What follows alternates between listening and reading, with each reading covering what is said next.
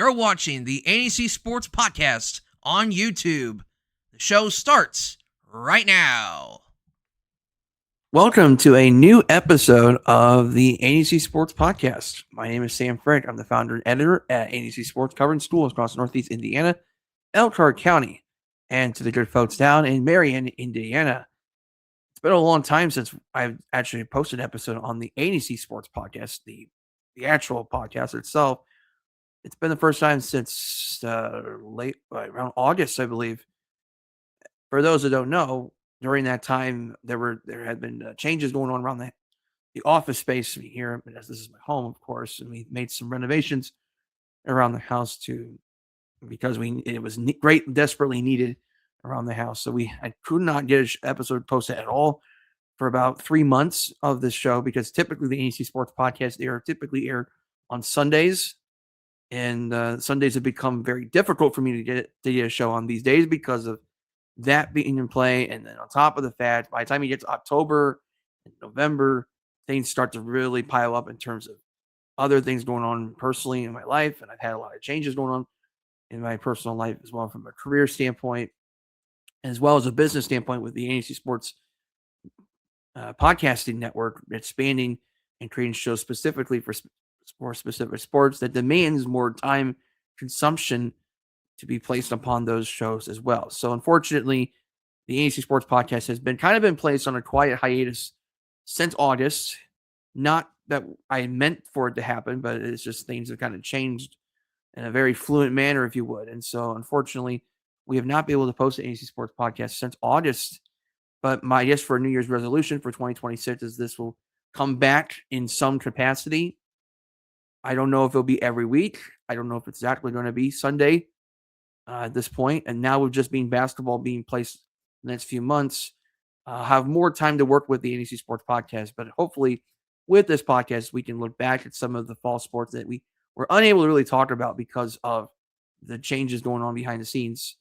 So hopefully we'll get to actually recap the Blackhawk Christian boys soccer season, which we never really talked about because of that. Recapping what happened the fall sports season. We'll recap some other things along the way and look ahead for 2026. So I guess now for this episode, and this is really just an episode looking back into 2025, what made 2025 such a special year for ANEC Sports, other than the fact, obviously, as you know, ANEC Sports, we expanded to 65. And for the past couple of years, we were at 30. We expanded by 35 schools. So now we cover all of Fort Wayne, we cover all of Elkhart, we cover all of Marion, Indiana, and a couple of schools added in along the way to get that nice number of 65. We almost added a couple of schools that came close to being part of our coverage, but ultimately I decided it didn't make sense to continue adding on. So 65 was the perfect number for me from that standpoint forward. As far as 2026 goes for a resolution, hopefully we'll have a better experience in terms of our technological perspective here. I did just got a new camcorder over Christmas, and I plan to use that for any coverage that I'm there in person for events. I would like to use that more for those in-person events and get some nice footage out there. So I'm not using my phone all the time, because frankly, my phone can't do everything, and it has its limitations when you're trying to record things. It can be difficult on that. But as far as 2025 goes for our area schools, I mean, you look back at 2025, it was the inaugural state tournament for girls wrestling as a IHSA sanctioned sports. I don't want to go too far in depth with girls wrestling, but I do want to mention we had multiple state champions in girls wrestling from our ANEC coverage. That was Mallory Winter from Jay County. We had Reagan Trineri from Garrett. And then we had one of the Ocampo sisters that also won a state championship as well from New Haven. I'm trying to remember exactly who it was without trying to. Isabel Ocampo was the other one. And then I want to make sure I don't forget this, but Reagan Trineri's teammates, and that is Nevaeh Wilson. She also won a state championship. So we had 4 wrestling state champions in girls wrestling.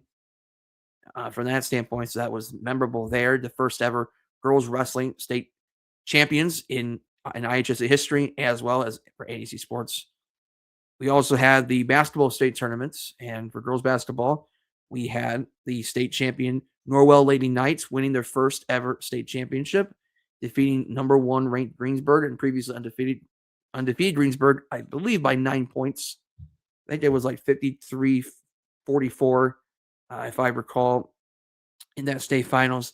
And I was probably the only person in the entire states in the media landscape that picked Norwell to win the state championship. Everybody picked Greensburg except for me, of course. So I guess that's kind of memorable because I was the only one that did not fall for the Greensburg hype at all. I felt like Norwell was the battle-tested team, and they were good enough team to win that state championship. And it was a good game, but I felt like Norwell had the talent to do it, and they did. And so that was nice for me there. And then Manchester, right before we really announced we were going to be expanding, I did start covering Manchester boys basketball towards the end of the season. And Manchester Squires won the first ever boys basketball state championship with Gavin Bedden and Ethan Hendricks still there as seniors at Manchester. They defeated who did they beat that year? I think they beat University, if I remember right, to win that state championship. And I think there was like a 2-score game as well, as Manchester won that first ever boys basketball state championship. And Manchester's had a good, much like Norwell, they've had a good history of basketball, but couldn't quite get over the hump in the state tournament in the past for what reason or another. And now they won that state championship, and they did so against University. I was correct. 59-54. So I was correct. I was just not entirely sure the score at that time. That was a memorable state tournament because you had the close win at Jimtown. It came down the wire there, and you had a thrilling win in semi-state championship game against Gary 21st Century to win that semi-state and get to the state finals. So unfortunately for Manchester, they were hit with graduation after that. Both Bedden and Hendricks moved on to play at Grace College. Several others graduated. Eli Henson would end up taking the job at Tippy Valley to follow his grandfather's footsteps at Valley. So now it's basically a completely different team this year. Although I will say, in Manchester's defense, this season they have performed much better than I expected, especially after a very slow start here where they were absolutely embarrassed the first 3 games of the year. They were absolutely humbled by Oak Hill and Homestead and Wawasee the first 3 games. And they have bounced back nicely since the 0-3 start, where now they have won 3 of their past 6 games, putting their record at 3-6 going into the year. They played for the Wabash County Tournament Championship game at Wabash before falling at the hands of Southwood 69-41. Right now, Southwood looking quite nicely in the TRC. They might win the TRC this year in boys basketball, which says a lot about Southwood right now. Maybe a fringe 1A state contender this year because of the talent they have coming back, led by a really good power forward in Bryce Wilcox, who recorded his 1,000th career point earlier this season, probably about 4 or 5 games into his senior year. He's averaging 22.8 points per game, by far his career best in terms of points per game. He's also having career best in rebounds per game at 10 rebounds per game, 2.1 assists. He's been in pretty much everything for Southwood this year. And when 1A, if you have talent like that, you're probably going to make a deep run more than likely. Although with 1A, especially where Southwood's assigned to in sectionals, you always have to worry about that one team in their sectional. And the one team that might cause some issues in the state tournament potentially could be Fort Wayne Canterbury, just because Canterbury has some size that can match up with Southwood's post. And Canterbury historically has some decent guards in the past. And because Canterbury does play a relatively tough schedule for a 1A school, although it is nowhere near the schedule that it once was when they were an independent school. They are now in the Hoosier Plains Conference, so that schedule did get significantly worse than in past years, but it's still Fort Wayne Canterbury. They're still going to be decent going in the state tournament, but I think Southwood on paper should be favored because the size presence of Southwood is overwhelmingly better than anybody else not named Canterbury. Southwood's a name to watch. For those that don't know, Pat Lepper, the head boys basketball coach at Manchester now, he's been a head coach for a while at the high school level and other places, but his recent stint was actually as a collegiate assistant men's coach at Purdue Fort Wayne. I know this because I used to work in athletics at Purdue Fort Wayne before I transitioned over to teaching.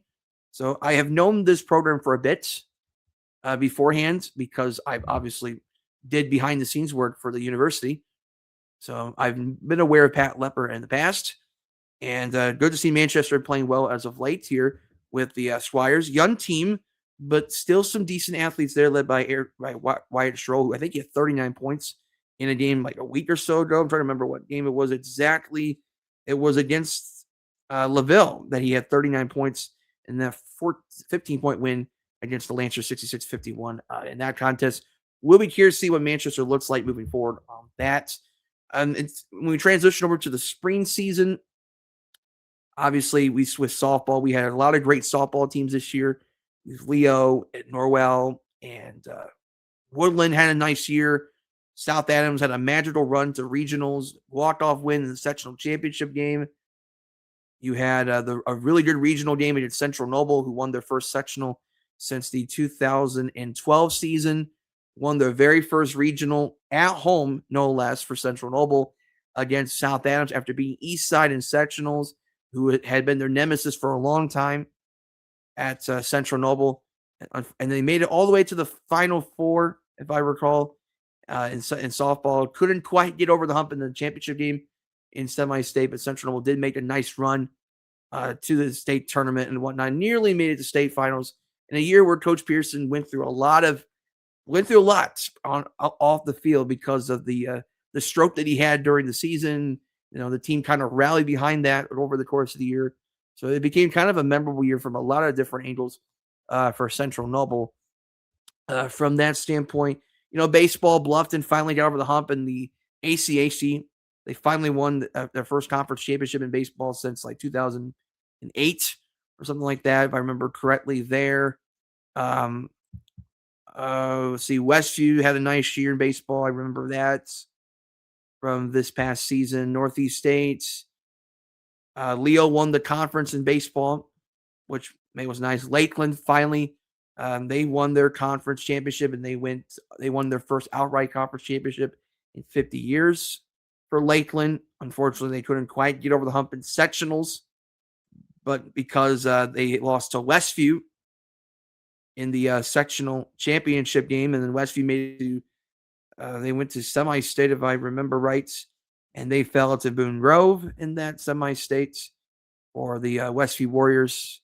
So some memorable moments there. I mean, baseball wasn't quite to the same level of softball per se, but still a couple of nice years in baseball. Again, Leo in that midst. Norwell, another solid year for the Norwell Knights.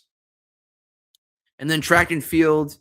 The one I remember most fondly, obviously, is Noah Bontrader of Westview winning the state championship multiple times, if I remember right, in track and field before he would end up committing to, or at least announcing his commitment to Notre Dame at that time. And then he would eventually sign with Notre Dame. But before that, he won multiple state titles in track and field. He would go on to nearly win a state championship in cross country. He missed that by less than a second just this past fall season in cross country. I know Whitco had a nice year in girls track, led by Gwen Howard. I believe Gwen Howard won a state championship as well in track and field, so I want to make sure I at least try to mention that. For the Cats, as she will be going to Duke to continue her track and field career there in the track and field landscape of things. Norwell obviously had a nice year in cross country. New Haven, going back to the spring season, New Haven had a historic year in track and field as well. Led by the Garcia kid for New Haven. New Haven had one of the best years in New Haven history for track and field. Ryan Garcia is going to be continuing his career at Purdue Fort Wayne for track and field and whatnot. So, and if you go back to track and field, he made the state finals, finished 14th there. I would think on paper he's going to have a chance to try to get back again this year one more time as a senior at New Haven.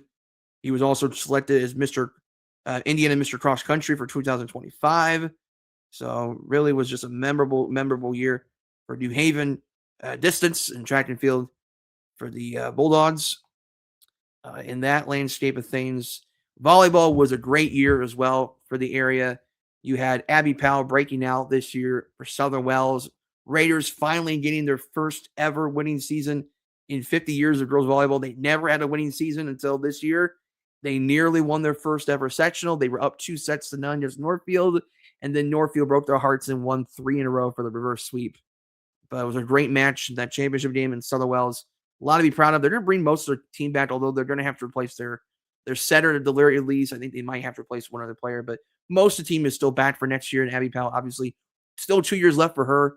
Probably going to become one of the top players coming back in her class this year. She's getting a lot of attention at the high Division I level. So you expect Abby Powell to continue her career beyond Southern Wells wherever she goes. And more than likely, it's going to be a pretty well-known program, knowing her. So obviously, Abby is going to be a name to watch next year for Southern Wells. And in that standpoint, Southwood, great year for volleyball as well. They couldn't quite get it done in semi-state. They just kind of ran out of gas against Benton Central, a really good program that nearly won a state championship. In 2A, they lost in 5 sets in the state finals matchup there. Lakeland finally won a regional in volleyball for the first time ever. They would play in the final. No, they lost in the Elite Eight to South Adams, if I recall. Yeah, because South Adams played in the Final Four. Because remember, South Adams, they would end up, after losing to Woodland in the ACAC regular season, they would go on to win the sectional after losing twice to Woodland, who won the conference tournament. Jay County won the conference regular season. South Adams beat Woodland in 4 sets to win the sectional. They would win another regional and made it to the Final Four for the first time. At least, I think it might have been the first time they've ever made it that far in the volleyball state tournament for running out of gas against Benton Central. Really good Benton Central programs I mentioned earlier. Bishop Dwayner, they beat Angola in sectionals, and Dwayner would go on to make it all the way to state finals for the first time since winning state in 2020. They lost to, I believe, Indy Roncalli in straight sets. Roncalli is going to move up next year because they won. They made the state back-to-back years, and they won state twice. They would have moved up no matter what, but Roncalli is moving up to 4A next year. So there's an opportunity for 3A next year for a new team to win a state championship. And then obviously 4A, Carroll, probably maybe the biggest story of the entire year, to be quite honest with you, would be the Carroll Chargers winning their second straight state championship, and not only winning their second straight state championship, but doing so convincingly. I mean, they hardly broke a sweat this year, was the Carroll Lady Chargers. They went undefeated this year, the entire season. You know how hard it is? That's the very first Fort Wayne area girls volleyball perfect season.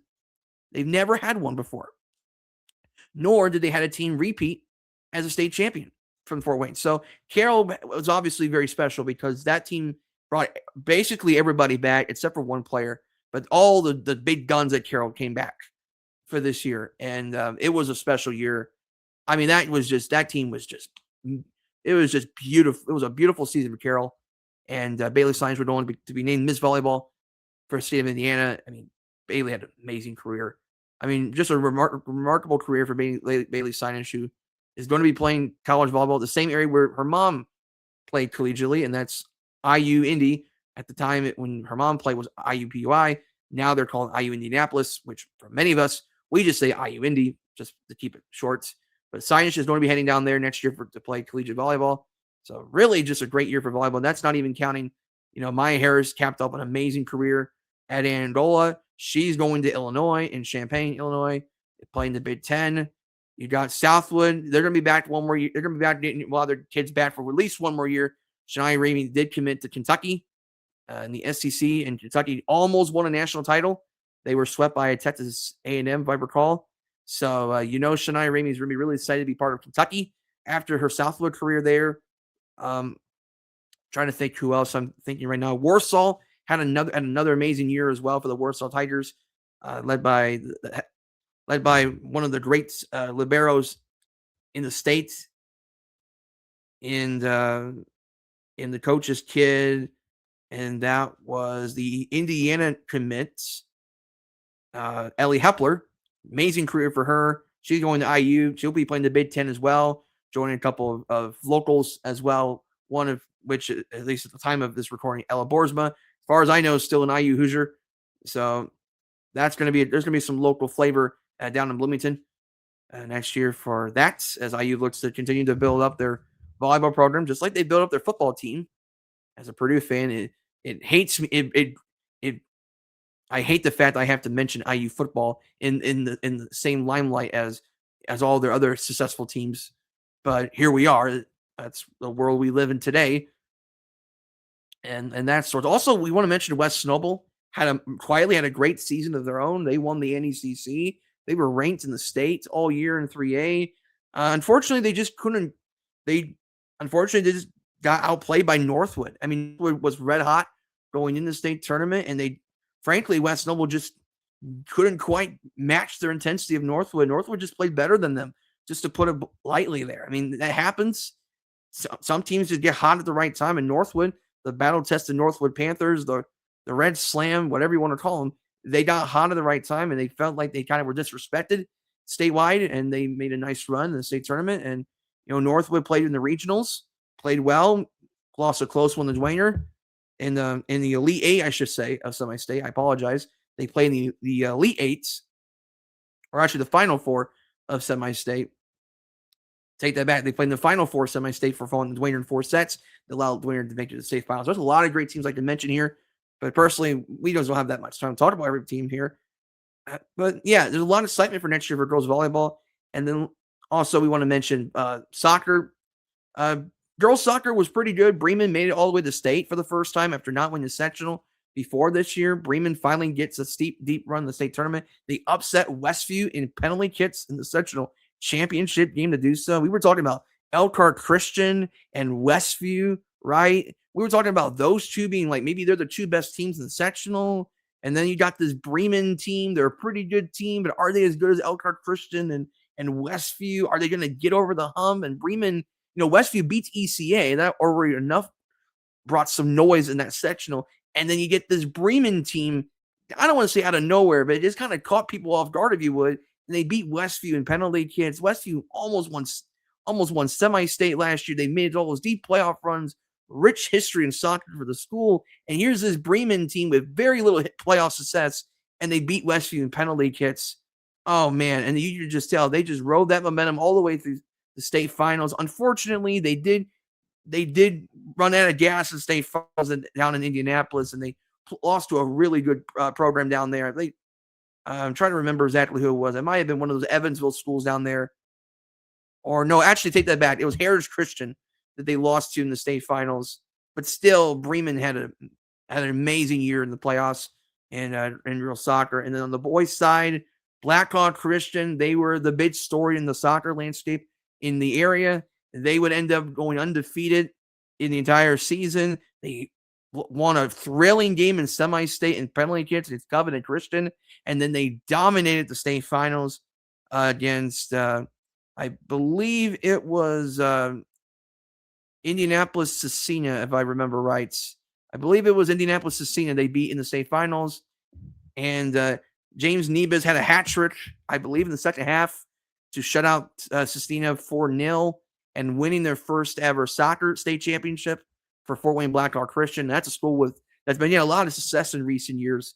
If you go back to basketball, they've won a lot of state championships in basketball, volleyball. I'm pretty sure won a state championship in volleyball, and then they had a baseball state championship several years ago. So Blackhawk Christian really becoming a nice program for sports as well, and soccer is becoming big now at Blackhawk Christian as well. So really good year for the Blackhawk Braves, and they hope to build some memories for 2026. And they're going to have a couple of teams that are going to at least have a chance of making a run in the state tournaments this year. And then football, obviously we want to mention football here.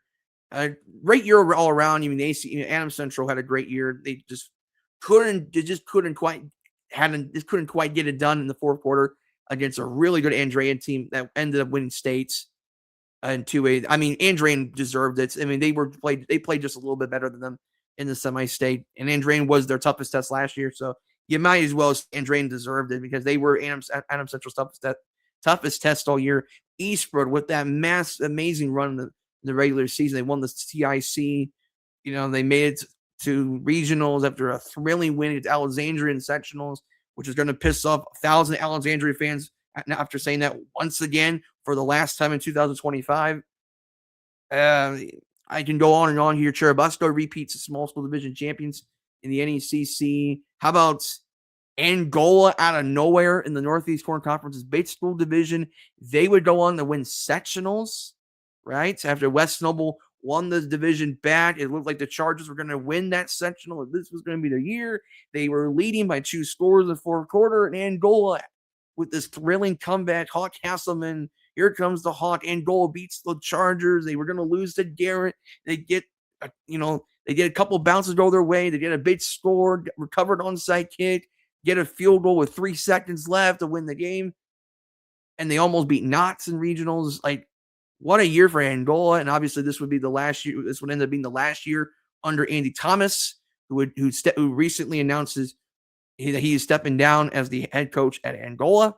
So they're going to have a new head football coach, kind of a closing of a chapter for Angola football. A great 10 years or so for Angola football under Andy Thomas. After a couple of rebuilding years, Andy Thomas finally got this team back up and going in about, third year into his tenure there in 2016. Got a couple sectional championships, 3 of them to be exact, won a couple conference championships. So a lot of momentum for Angola football going into next year, even though they're going to have to replace some nice names.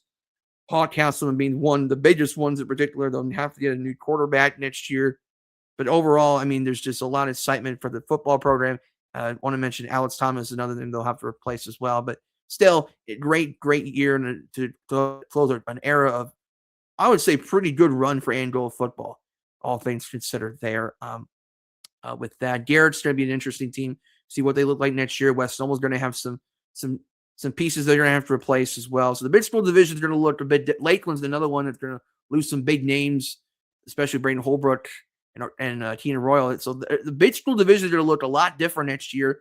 And of all the teams in that big school division, maybe Fairfield might be the one team that goes into that season saying, hey, maybe we have a shot here.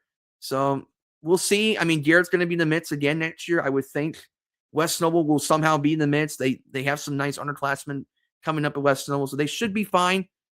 Fairfield, I think, will be very fascinating to watch next year in the big school division. Small school-wise, Busto's going to lose some names. I think they'll be okay. Eastside is probably going to be favored going into next season. They're the one that returns the most backward of the two. And then you look at everyone else. Fremont had a nice year.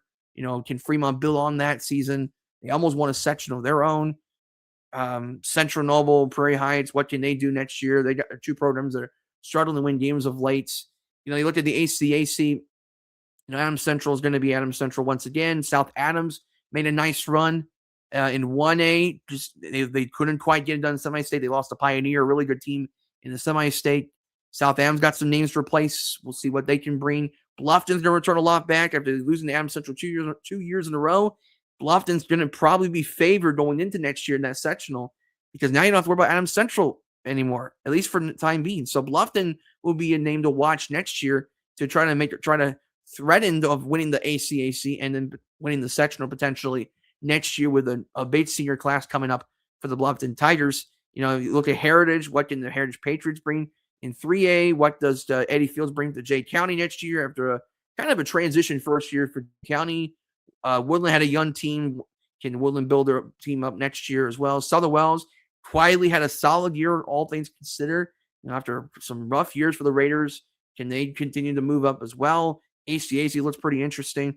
SAC had a great year as well. Northrop, their most successful season in 22 years, nearly won the SAC, nearly won a sectional. But now they're going to have a new head coach. They're going to have some pieces they're going to have to replace. Can the Bruins regroup and be able to build upon that season? We'll see. Snyder, down season. Can Snyder bounce back next year? Historically, history's on their side on that. Lures and Dwayne made it to state. Lures, nice run the postseason. They beat Knott's handily, which I expected it. And Lures gave a good run in the 3A state finals. Couldn't quite get it done. I'm trying to remember exactly who they played in 3A. It's going to irritate me that I'm forgetting this right now because it's just been so much going on in the past few months or so. They played Cascade. There we go. I want to make sure I got the team right. Cascade won their first football state championship. Gave Cascade a good game for a while there, and they lost by 2 scores. And then Dwayner beating Ron Cali in 4A at thrilling state finals. Lucas Gwynn, a hero for Dwayner, one of many heroes, I should say, for Bishop Dwayner. I hope to bring Lucas Gwynn on in the future to talk about that football state championship for Bishop Dwayner. And I think that's one of my 2026 New Year's resolutions is to get to talk about and recap the Dwayner season recap the football season as a whole for Bishop Wayner. Their 5th state championship in football for Fort Wayne Bishop Wayner, win their first state championship since 2018, if I remember right. That thrilling, was it 5 overtime game against Evansville Central? That was Coach Garrett's first year as the head football coach with Wayner. So kind of a worthy note there. SAC is going to be fascinating going into the season. NLC, Concord, great run. They made the semi-state, just couldn't. They were clearly outmatched by Maryville, to be quite honest with you. Maryville had too many weapons that year. Concord just could not keep up with Maryville at all. So credit to Maryville there. Otherwise, Concord, thrilling season, magical year in the NLC and the playoffs for them. They beat Lafayette Jeff in a thrilling, 45-yard field goal late to win it at, I believe it was at Mishawaka in Penn, right? Because they didn't have a home field this year, which they'll obviously have that next year when the renovations are fully complete. You look at what Elkhart Lions could bring next year. Encouraging year for them in a tough Northern Indiana Conference. They could be a team to watch potentially next year, maybe. CIC, we know Eastport's going to be in the mix again, right? Ole Miss, Eastport, Ole Miss are going to lose some pieces, but generally those two are pretty good programs. They'll find a way to be in the mix. Oak Hill had a solid year in football after a slow start. Solid year for them. Madison Grant was hot at the beginning, definitely cooled off towards the end with injuries and then playing tougher teams down the stretch. They definitely struggled to match their starts, but otherwise Madison Grant had a solid year, no less, for them. I'm trying to think. Rochester won the TRC. That was a great season with a great senior class. Rochester's going to have to regroup as well. So there are going to be some changes going into next year as we look ahead to 2026. Also, we want to mention Northeast State. East Snowball won their 3rd straight Northeast State championship. And doing so, it was a couple of close games over the Calvin and Leo, but overall, pretty dominant year for East Snowball. They did, unfortunately, struggle with injuries down the stretch, and unfortunately, they were not healthy against Dwayner in the sectional championship game, with Dwayner playing the better football in that game, and Dwayner clearly was the better team that night, and Dwayner would go on to win the state championship at 4A. So East Snowball is going to be interesting going into next year. They're going to have the new quarterback at East Snowball. They're going to have some pieces to fill there, but overall, East Snowball is going to be an exciting team again. DeKalb, a lot of momentum for the Cal Barons. Finally beating Leo in football. They nearly beat East Snowball. They possibly could have won the Northeast State this year. That's crazy to say that about the Cal, but that's where we're at with the Barons. But the Barons are going to be a team to watch next year. Columbia City is going to be right in the midst again. They're going to have some kids coming in next year to fill in some spots. So the Eagles will be a pretty good team. Leo should be decent again. The Cal's going to be in the midst once again. Huntington North had a down season, but I think the Vikings will bounce back. So the top half of the Northeast State looks very strong going into 2026. And here's one thing for New Year's resolution for 2026. Can the Belmont Braves please win a football game, please? For the love of, good Lord, just win a football game. Please. Belmont fans deserve better. Belmont needs to win a football game, please, next year. It's getting to the point where it's just getting a little old. Just win a football game, please. This program's got too much history. Just win a football game. I hope the new coach comes in and brings some new life to the Belmont Braves. No offense to the previous regime, but the Belmont Braves need to turn a corner here and get some success. It's getting a little cumbersome with the Belmont football program, and the apathy of the fan base has to be exhausting at this point. I know it's high school football, but still, you got to get some success at some point. It's getting a little old, but that's here and there.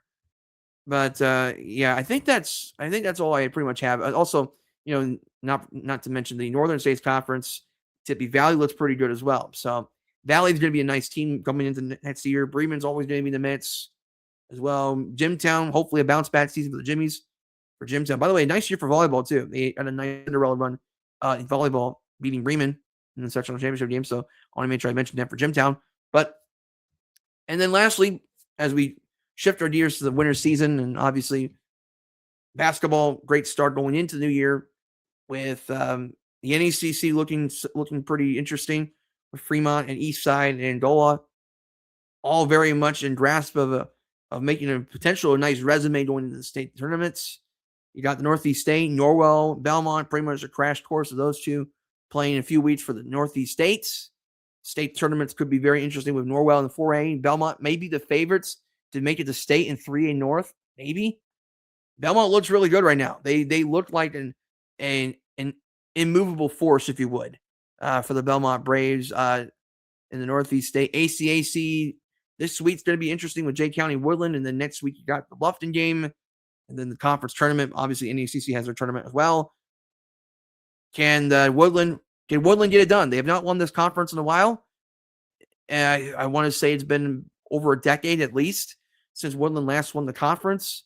So, Woodland's starving for some conference championships on the Woodland side of things, the girls' basketball landscape of things. Woodland would be an interesting team to watch there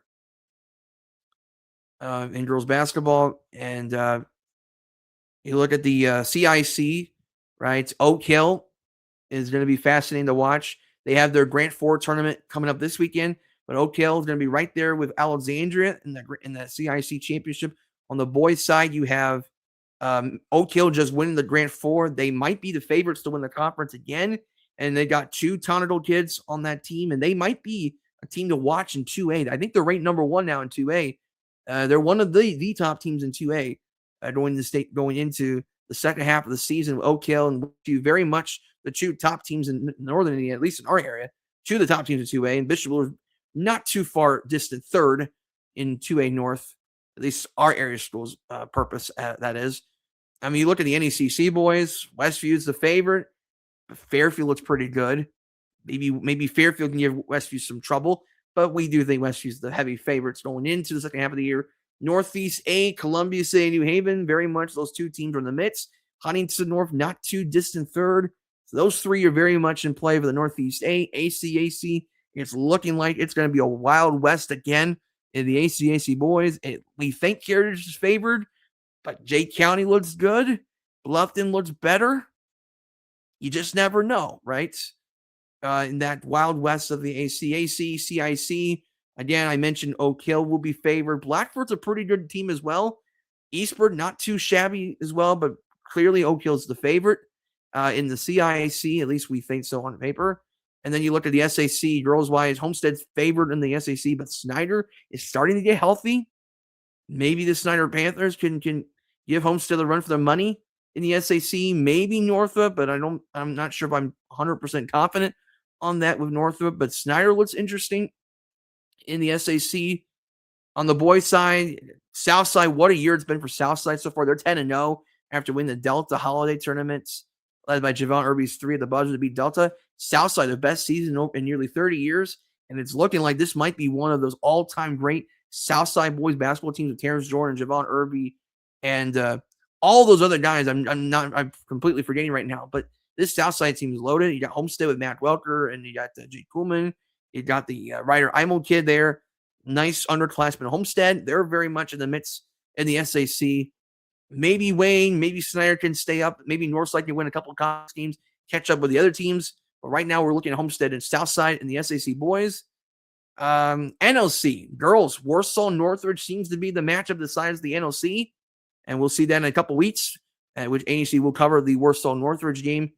And then on the boys' side, Goshen might be the favorites. Maybe. I mean, Goshen did beat Northridge, and we felt like Northridge might be a slight favorite in the NLC. So maybe this is the year Goshen wins the conference. Maybe. I mean, Goshen hasn't started the year 7-0 since 1987, and that was a good run for Goshen hoops back in the 80s. So maybe this is their year. But Northwood's always going to be in the midst. Warsaw seems to be playing better as of late. They've won, I think, 4 of the last 5. Warsaw's getting a little hot and healthier again. Northridge is still Northridge. I'm trying to think who else. I think those are the teams that are pretty much worthy to mention here. But obviously Northridge just won the Phil Kotz Memorial Tournament, defeating South Bend Riley. That's a really good South Bend Riley team, by the way. That area's had great teams over the past few years. So to beat Riley like that is impressive for Northridge, and doing so through the defense, which is impressive. Also, Brace Schultz, 1,000 points. Don't worry, his sister's next. You'll see it. She'll get that mark pretty soon. Sooner than later, you'll see that with her because she's pretty close to get that mark at some point in her career. NIC, both Elkhart teams look great right now. The girls team is in the thick of things in the NIC. Elkhart may have a shot at winning the NIC for the first time ever in girls basketball. Who saw that coming in? I mean, they just beat St. Joe, and they got Penn coming up in a couple weeks. That's been their nemesis for a long time, even going back to before it was just Elkhart Central Memorial. Penn kind of has been the nemesis over the years. So maybe this is Elkhart's year. Maybe this is their year to finally do it. I mean, who knows? The boys team under Bodie Bender, surprising people, beating teams in their area, nearly beating Goshen. They beat Snyder this year. They beat Angola. Elkhart boys got a squad this year. Now, are they going to win the NIC? Probably not, because you got St. Joe there and Riley's there, and they're both really good. Adams is really good too. They just beat Columbia City at Huntington North.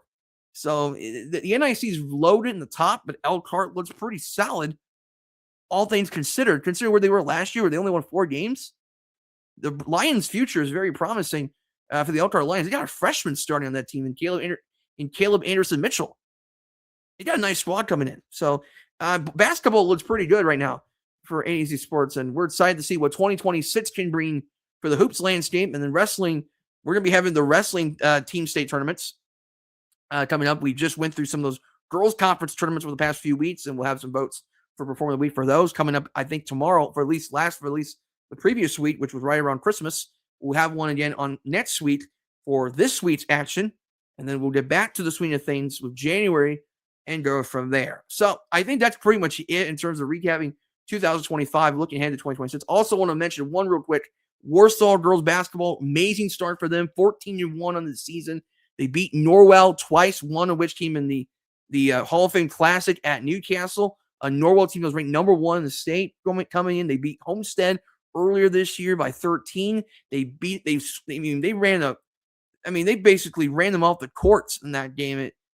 It needed the mercy rule to win that, to complete that game. Is Brooks Zarman won MVP of that tournament. Warsaw 14-1. They've beaten any type of competition possible. Although they just came off a tough win against Fairfield by I think it was by 18 points, 76-58, but a lot closer game than that score would indicate. Homestead won the Intera Classic at Northridge. They went 4-0 in that tournament. And Gabby Helsum scored 32 points combined in that tournament in the final day, I should say, of the tournament. So Homestead looking like they're rounding out into their fullest strength as they got some kids back from injuries, right? Especially with Delaney Noel. That seems to be the big one right there, is Delaney Noel. They really missed her early in the season. Now she's coming back, and she's starting to look like the Delaney Noel that we think is going to be for the foreseeable future in her career at Homestead. So it's shaping up nicely for a really good 2026. I will have an article coming up at Indiana Preps to talk about 4A girls basketball, because I think 4A North might be the most exciting it's ever been, in my opinion. I've never seen so much parity in that in Class 4A, and it's gotten really, really interesting because of what we've seen with Warsaw and Norwell and Homestead, and Snyder is starting to get healthy. So now Snyder's got to be in the mix as well, because as long as Jaden Cooper's playing, Snyder's got a chance. So this is going to be a fun 2026. I'm already excited about what's going to be in store for ANEC Sports. Obviously, we're going to recap a little bit with the fall sports. I got some things I still need to finish on the fall landscape, including some ANEC Power, some Power 5, some media off-season awards for volleyball and soccer and football. So I still got those planned coming up. So don't worry about you folks that are thinking that, where's those off-season awards from them? We got it coming. So don't worry. It just takes a while to get those in, but we're going to bring them in sooner rather than later. We haven't done that in a while. But now with this revamped ANEC Sports, we can finally do so in this new realignment of ANEC Sports coverage and whatnot. So stay tuned. We got a lot planned for 2026, and we hope that you can join this ride throughout the course of the next year. So thank you, folks, for your support all year long. Thank you for following ANEC Sports. Continue to tell people what ANEC Sports is and what we bring to your area as we continue to evolve our high school coverage across the state of Indiana. So long, folks. Thank you for watching the ANEC Sports Podcast. Please like this video and like the page ANEC Sports on YouTube. Let people know that the ANEC Sports is on YouTube. Also like our Facebook page at Around the Northeast Corner, and follow either Around the Northeast Corner and Sam Frick on Twitter. ANEC.com/X. We're also on Instagram as well. Just look for ANEC Sports or Around the Northeast Corner and you will find us there. You can also follow the man himself, Sam Frick, the founder and editor at Around the Northeast Corner, for other additional content. This has been an Around the Northeast Corner presentation.